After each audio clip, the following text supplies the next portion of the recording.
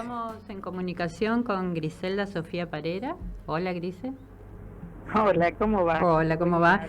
¿Cómo están? Así. Griselda es licenciada en comunicación y doctora en filosofía, y siempre Alejandro, cuando preparamos el programa, me dice, busquemos cosas interesantes. Bueno, yo te conozco de la facultad porque sos docente de FU, si mal lo entiendo, en la carrera de filosofía, pero más que nada, si alguien ve nuestros chat de WhatsApp, es cómo está el arbolito, lo regaste, sos fanática de los árboles también. Así que hola, Griselda, y bienvenida a Autopercibidas. Bueno, hola, buen día. Hola, Gris, Alejandro, Carlos, Eduardo y Diego, una banda acá charlando con vos. Bueno. Primero te queríamos preguntar, porque estábamos hablando del tema del Papa Francisco, y bueno, es una mesa un poco atea esta, en parte está dividida, pero un poco cuáles fueron tus percepciones esta semana como ciudadana, o como filósofa, o como vos quieras. Y menos ateo. Y menos ateo, sí. Bueno, sí, yo no sé si caracterizarme como atea, pero ciertamente no soy religiosa, no, bueno, discutir si uno es creyente o no supone otra discusión, ¿no? En qué cosas cree uno y dónde están los límites de esa creencia, pero en algún sentido comparto con ustedes esto de no profesar ninguna religión. De cualquier manera, bueno, los estuve escuchando un poquito, comparto un poco con ustedes. Vos hablabas de un líder político, ¿no? Un líder político en ese sentido es lindo pensar como un líder del pensamiento, del razonamiento, un líder que ofrece ideas que nos permiten cambiar nuestros entornos inmediatos, y los inmediatos quiero decir cuando la acción práctica supone que cada uno en su vida cotidiana puede ir propiciando algunos cambios en lo que cree que es mejor para uno y para el entorno, y también los cambios sociales. Y en ese sentido yo comparto con vos, hay muchas ideas que me gustaban escucharlas de él. Y en particular a lo que me interesa, y compartimos el interés por, no sé si es solo interés, sino amor, preocupación por la vida natural. También esta semana escuché a varios especialistas hablar sobre la encíclica y otros documentos del Papa, que fueron ciertamente muy reveladores. Por ejemplo, esta semana escuché, no sé si recuerdan la mención de esta bióloga Sandra Díaz. Cordobesa, sí. ¿Cómo? Cordobesa. Exacto, sí. Ella, que hace unas semanas fue mencionada o elegida por la revista Times como una de las 100 personas más influyentes. La escuché a ella en una entrevista, que ella es una especialista, diciendo que el impacto que tuvo históricamente, o sea, algo así como la historia de la documentación quiero decir, de los registros escritos que tenemos y que todos nos permitimos pensar a partir de ellos, de las encíclicas y estos documentos papales, donde se veía no solo una preocupación por los entornos naturales, ambientales, sino un fuerte caudal de discusión teórica que ahí se suponía que habían estudiado a todos los especialistas sobre crisis ambiental, y eso revelaba, ¿no?, un compromiso, no solo una preocupación, sino un compromiso, como vos decías, en estos términos políticos. Es político, es decir, sí. En la figura papal había una preocupación por generar algún tipo de cambio en ese sentido, y eso lo respeto muchísimo. Y la verdad, luego hablaba con Valeria Berros, y me aprovecho para mencionarles que Valeria Berros es una colega, una especialista en Derecho Ambiental, investigadora de la Facultad de Derecho de aquí de nuestra universidad. Grupo Capivara también de Derecho, una de las originales. Exacto, sí. Exacto. Esta semana apareció una nota de ella, que en la cual ella justamente hacía referencia también en la revista Pausa, periódico Pausa, ella hacía referencia justamente a estos documentos papales, y la verdad coincido con ella en ese sentido, ¿no?, del valor de estos documentos. Así que bueno, ahí va mi opinión sobre el Papa. Bueno, eso por un lado. Por el otro, contanos un poco, a ver, ¿vos te autopercibís filósofa? Porque en realidad tu carrera o tu origen de grado es licenciada en comunicación, ¿puede ser? Sí. Contanos un poco eso. Vos sabés que es una pregunta buenísima la que me haces, casi una pregunta que me podría hacer de vida. Sí, ciertamente, porque es una pregunta que yo me hago mucho, ¿no? Es decir, yo no tengo una formación de grado en filosofía. Originalmente, o sea, yo entré a la universidad en el año 90. Ajá. 90. Los 90. Los 90, cuando las carreras universitarias ya estaban sufriendo una fuerte transformación, todos recordarán las presidencias de Menem, las reformas universitarias, y ya había una tendencia, habían aparecido en ese momento las tecnicaturas, estaban apareciendo las tecnicaturas, muchas carreras universitarias eran cuestionadas por su extensión en los años, ¿no? Y la década de los 90 fue una década donde muchas carreras se cerraron en el país. Y en ese sentido, la carrera de filosofía se quedó solamente en la Universidad Católica de Santa Fe, y yo fui con toda la intención de estudiar esta carrera, y bueno, un poco me desanimaron pensando que la carrera se iba a cerrar en breve tiempo. Que no fue tan breve cuando se cerró, de hecho, otras personas estudiaron años posteriores a que yo estudié. Pero, además era en la Católica. Exacto, sí. Pero bueno, era una carrera interesante, bastante libre, bueno, con alguna configuración por la universidad en la que estaba, pero la configuración no era tanta, ¿no? No estaba tan... Es que no hay que pensar por eso que uno estaba haciendo una carrera, o que el perfil de la carrera estaba orientado hacia una visión muy eclesiástica. Sí. Y en ese momento yo estaba como muy preocupada. Mis intereses siempre fueron problemas más bien vinculados a problemáticas filosóficas de la comunicación, filosóficas sobre el lenguaje. Entonces yo estaba ahí como en un terreno intermedio, ¿no? Entre problemas de comunicación, de lenguaje y de filosofía. Y bueno, siempre pienso que hay como un otro yo que te va llevando por la vida, independientemente de lo que nuestras decisiones racionales ¿no? van marcando como sendero. Y ciertamente yo fui haciendo un caminito que tiene que ver con partir de un estudio de comunicación, que en realidad con los medios nunca tuve desempeños en medios, pero nunca me sentí cómoda allí, no era lo que a mí me gustaba. Ligeramente me fui a trabajar en lingüística. Lingüística es el ámbito, para contar así de modo muy sencillo a la audiencia, la lingüística es el estudio del lenguaje, no de ninguna lengua en particular, sino una teoría acerca del lenguaje. Y en este sentido también puede pensarse, de acuerdo a los intereses que decía, a las condiciones de posibilidad de la comunicación, y ahí hay todo un costado filosófico para pensar. Bien. Y ese fue el lugar donde me sentí más cómoda, ¿no? Acá Carlos Piña tiene una pregunta que te quería hacer. Dale. Hola Griselda, muy buenos días. Hola, ¿Y cómo, Alba mencionaba de tu pasión con los árboles, cómo llegamos de la comunicación y la filosofía a los árboles? Es que las plantas se comunican.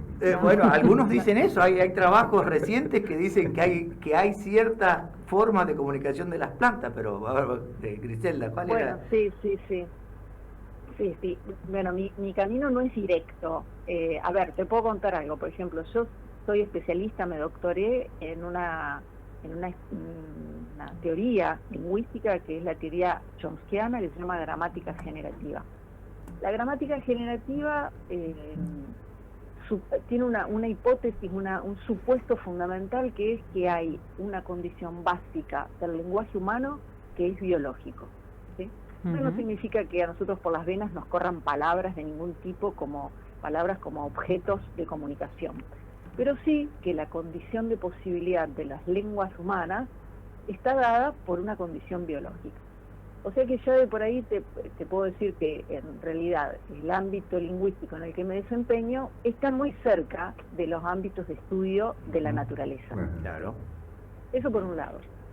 Por otro lado, la vida me ha llevado a formar familia con otras personas, marido y otra pareja, quiero decir, y otras personas con las que he formado familia más grande, expandida, muy interesados siempre por la naturaleza. Y como a mí siempre me interesó, bueno, ahí, viste, como los gustos se contagian, las pasiones se contagian, y todo esto que digo resulta fundamental para nosotros como comunidad. En todo caso, después podemos ahondar en eso. Y después de la pandemia, sí ahí hubo un hecho fundamental, que fue que una de mis hijas adolescentes tuvo una especie de shock de realidad, una crisis de ansiedad, como se le dice ahora, como le pasó a un montón de gente alrededor del mundo, algo así como darse cuenta, yo con mi mente de adulta lo digo, darnos cuenta que los pronósticos de los ambientalistas que durante 30 años nos venían diciendo cosas, digo por lo menos desde los 90 yo lo escuchaba, esos pronósticos no eran meras metáforas, sino eran pronósticos reales. Y se vieron así, los palpamos, el hombre de la calle, el hombre corriente los palpó inmediatamente así. Por poco informado que estuviera, los palpó con la pandemia. Entonces, mi hija tuvo esa crisis por la cual dijimos, bueno, vamos a empezar a hacer algo de modo muy activo diariamente, que fue empezar a plantar árboles en un sector muy cerca. Yo vivo a una cuadra de la vía, y como ustedes saben, los terrenos ferroviarios que van circundando el trayecto de la vía han sido forestados hace 20, 30 años.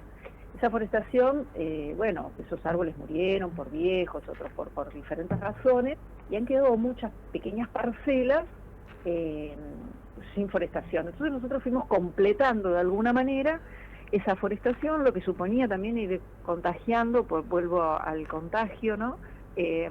Con otros vecinos, que no solo supone plantar, sino plantar y cuidar, plantar y regar, plantar pero después pasar todas las semanas a ver qué daño tuvo el árbol, si vino una tormenta y lo dañó, si pasó alguien con un palo y lo arrancó, o lo golpeó.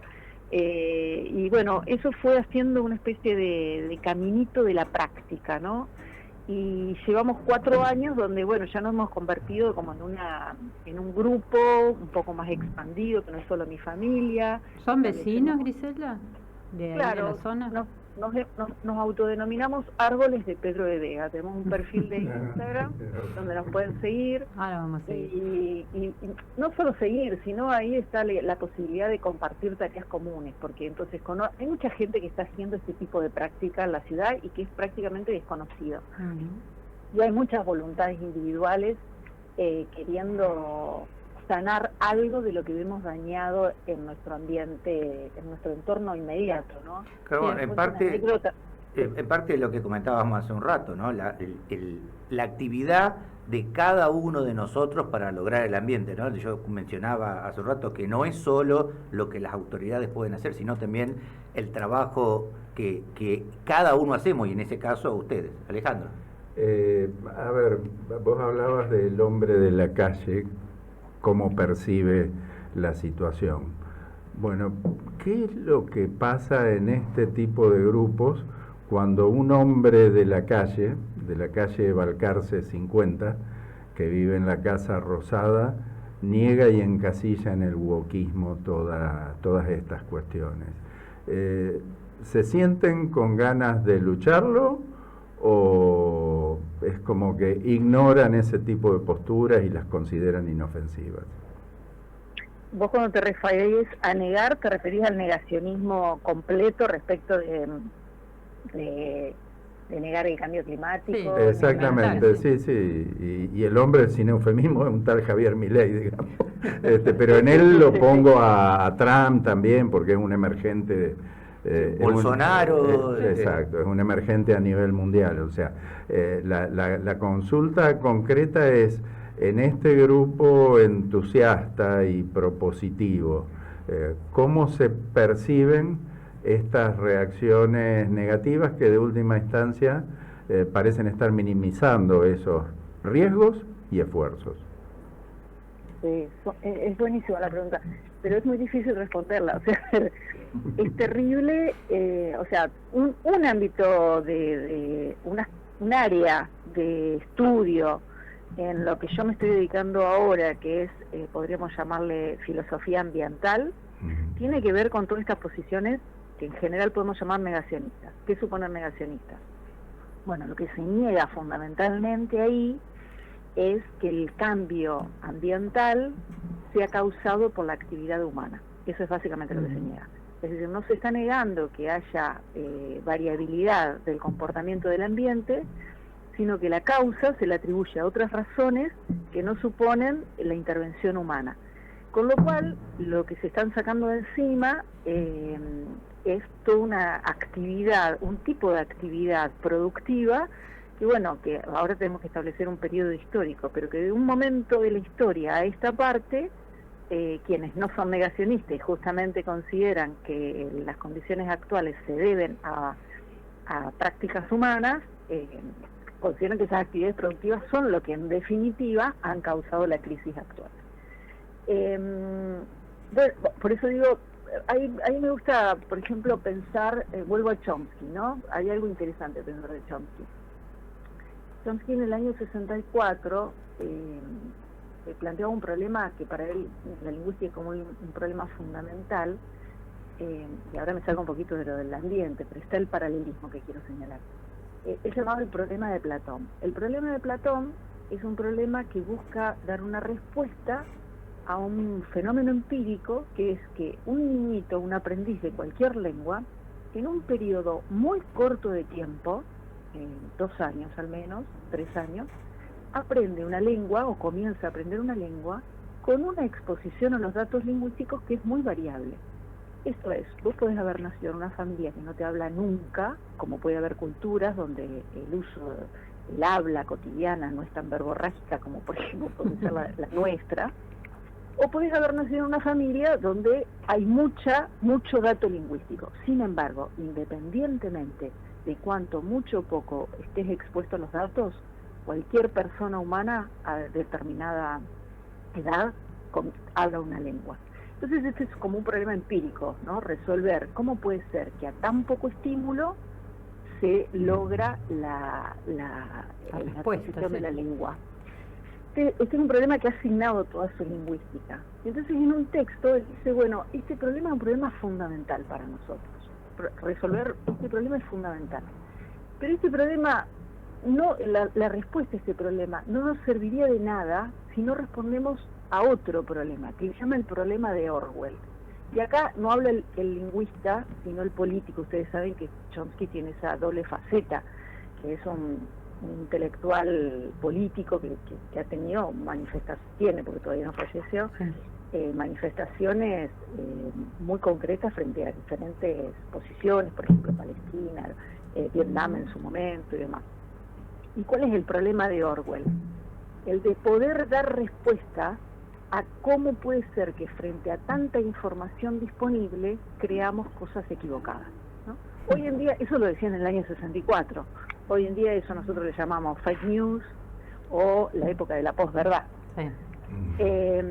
Entonces, lo que es interesante ahí es poder pensar que en realidad las respuestas que nos damos desde la ciencia, ¿no? Con la ciencia me refiero, el ejemplo sería de la lingüística, para un problema científico, que es cómo se adquiere el lenguaje, pareciera no resolver nada esencialmente necesario para nuestra vida cotidiana, si no respondemos antes al problema de por qué llegamos a creer lo que creemos, aun cuando tenemos suficiente información disponible. Es decir, hoy, ¿quién podría negar el cambio climático con tanta información disponible para creer en ello?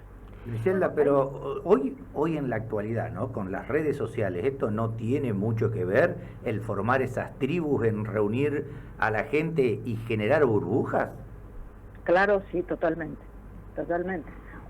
Podemos decir así, ese no es un fenómeno, o sea, el fenómeno de creer ideas equivocadas a pesar de tanta información disponible, se ha ido acentuando con el paso del tiempo. Es decir, ya creíamos equivocadamente, según lo dice Chomsky en el año 64, él está pensando, ¿no?, en la difusión de los periódicos, la información que circula por los periódicos. Hoy esto se ha convertido en lo que vos acabas de denominar burbujas epistémicas o cámaras de eco, también es otro fenómeno que estudiamos en filosofía, que tiene que ver justamente con esos círculos que aparecen cerrados, círculos quiero decir en grupos, donde la información que circula por ejemplo, como vos lo llamás en la cámara, o en la burbuja epistémica, la información que circula es aquella que corrobora las presunciones o creencias que tenemos antes de que esa información llegue. Entonces, hablar para los propios todo el tiempo. Sí. Claro, es autojustificatoria. Sí. Bueno, Griselda, lamentablemente estamos sobre la hora del programa, pero primero agradecerte por hacernos tan fácil la filosofía a la mañana un sábado, y después nada, pedirte lo que quieras decir como reflexión final de esto. Te agradecemos que hayas participado hoy. Bueno, quizás como reflexión final me quedo con la idea de que la reflexión filosófica ayuda a siempre tener categorías y preguntas. Digo, categorías son disposiciones del lenguaje, nuevo vocabulario, ¿no? Ansiedad oncológica, ¿no? Alguna vez charlamos juntas sobre eso con Alba. Nos ayuda a percibir, o sea, disponer de nuevo vocabulario como nos lo ofrece la filosofía, nos permite percibir ámbitos de la realidad que en ausencia del lenguaje nos es inaccesible, por lo menos a la razón, ¿no? Vemos con más claridad al disponer de esas categorías o de ese lenguaje. Pero por supuesto llegamos a esas categorías o lenguajes a través de ciertas preguntas que nos hacemos. Y todo esto pareciera ser que no es suficiente si no hay un ámbito de la práctica, ¿no? Me refiero a la vida natural. Hay un ámbito de la práctica, del ejercicio, de poner el cuerpo. Y cuando uno pone el cuerpo, lo que ponen son las emociones. Hay algo más que trasciende la mera razón, y en ese sentido es tan importante acompañar a la reflexión filosófica con la puesta de las manos, ¿no? La puesta del cuerpo en contacto con la naturaleza. En ese sentido, finalmente decir que las ciencias humanas y las naturales tienen completo compromiso ahí, porque y las artes mismas, ¿no? El arte mismo. No es que el problema ambiental es un problema de las ciencias ambientales o de las ciencias naturales, ¿no? La crisis es ecosocial, por tanto las sociales y las humanidades tenemos un gran compromiso. Griselda, te agradecemos muchísimo y nos veremos en la reserva regando árboles y liberando bichitos. Y en la próxima fiesta de despedida de la FOC. Muchas gracias. Bueno, un abrazo, gracias a ustedes por el tiempo. Gracias.